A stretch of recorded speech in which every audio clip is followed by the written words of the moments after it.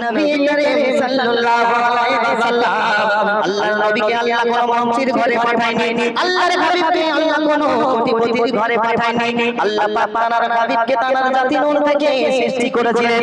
আর সেই নবীকে আপনার আমার জন্য মামিনার ঝুঁটি ঘরে পাঠিয়ে দিলেন।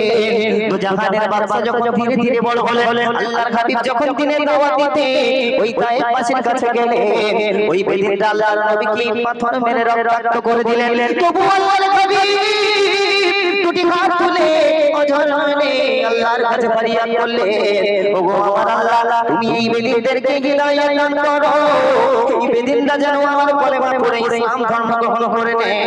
আল্লাহর হাবিবের সেই করুণ দৃশ্য দেখে বেদিনটা থাকতে পারলেন না। ওই বেদিনটা তার কাছে ছুটে আল্লাহর নবীর কাছে গেলেন। আল্লাহর হাবিবের চরণ ধরে বললেন, ইয়া রাসূলুল্লাহ, ইয়া হাবিবাল্লাহ, আপনি যেন রাহমাতুল লিল আলামিন, হুজুর আমরা বুঝতে পারি নাই, আমাদের বেয়াদবিকে মাফ করে দেন, আমাদেরকে কলমা পড়িয়ে দেন, আমরা ইসলাম ধর্ম গ্রহণ করতে চাই। সঙ্গে সঙ্গে আল্লাহর নবী সেই বেদিনদেরকে কলেমা পড়িয়ে সঙ্গে সঙ্গে মুসলমান বানিয়ে দিলেন। সুবহানাল্লাহ, বলতে কষ্ট লাগে। আমাকে বললে মগরাহাটের দামি দামি রসগোল্লা এনে দিতাম, যদি সুবহানাল্লাহ না বলতে পারেন রসগোল্লা দিতাম। একটু সবাই মিলে বলা যাবে না সুবহানাল্লাহ? আরে আমরা তো মুসলমান নয় গো, মুসলমান।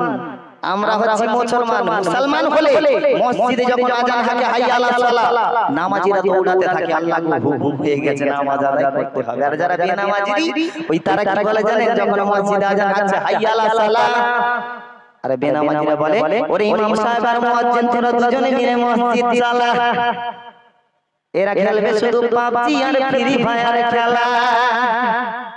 এখনকার আমার শয়তানের খেলা, শয়তানের চালা। এই রকম মুসলমান। আমরা নবীকে কতটা ভালোবাসি আমি শোনাবো।